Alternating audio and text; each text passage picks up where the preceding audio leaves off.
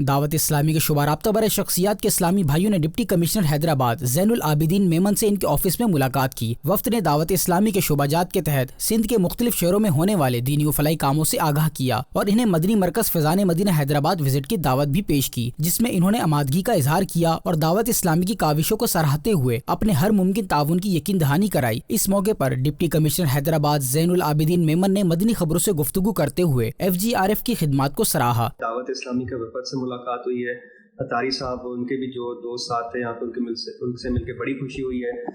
میرا ان سے پہلے بھی کافی تجربہ رہا ان کے ساتھ کام کرنے کا۔ ضلع میرپور خاص میں جب وہاں پہ سیلاب آیا تھا تو جھٹو کی تحصیل میں ان لوگوں نے ہمارے ساتھ مل کے بڑی کوشش کی تھی۔ انفیکٹ جھٹو شہر میں سب سے پہلا ریلیف کیمپ بنا تھا کسی NGO کی طرف سے، تو وہ دعوت اسلامی کا بنا تھا۔